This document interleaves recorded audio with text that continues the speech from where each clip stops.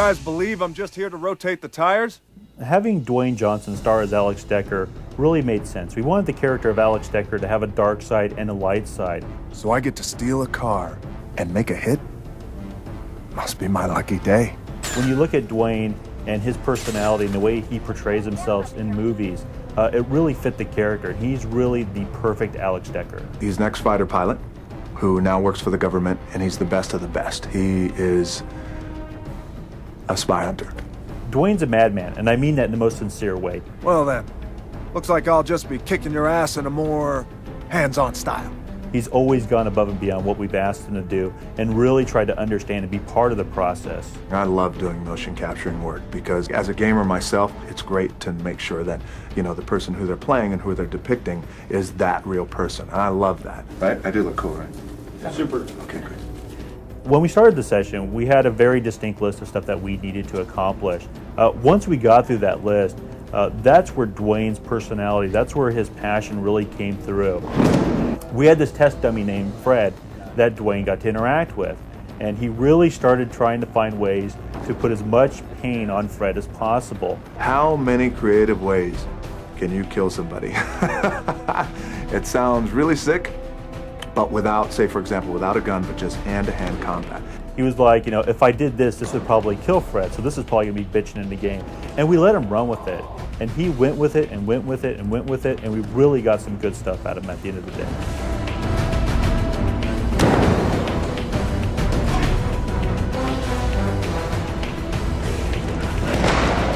When you look at the motion of the game, you really know it's The Rock. You feel like you're playing him. All in a day's work. The weapons in the game are standard military issue. The game really gets special when you get into melee combat mode. We really wanted to keep it fast, action-paced, but very impactful. We wanted the player to feel powerful.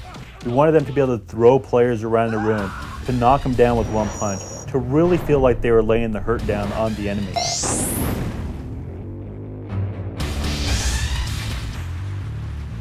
The Interceptor, I'm going to tell you about the Interceptor. It's the most advanced tactical spy vehicle on the planet.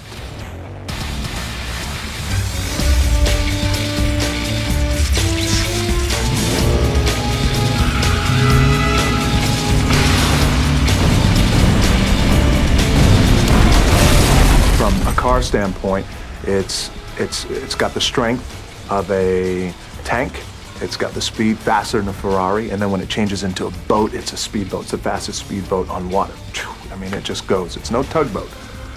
All that other bullshit that they have in other video games, that's a tugboat. Not this one. I mean, it's like flies.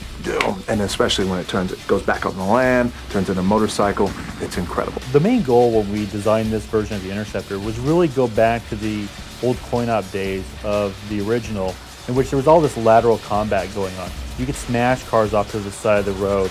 You had this really intense, close, body-to-body contact with the vehicle, and that's what we really wanted to get across in this version of Spyhunter. So, tell me, does the rocket launcher come standard with this thing, or is it only an option?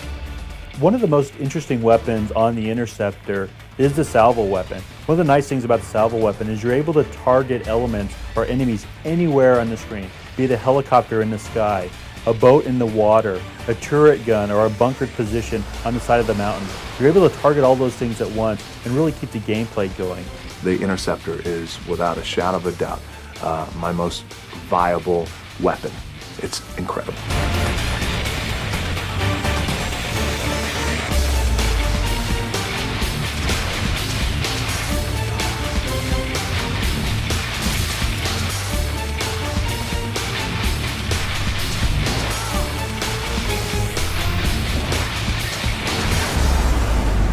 Everybody, it's Rock here.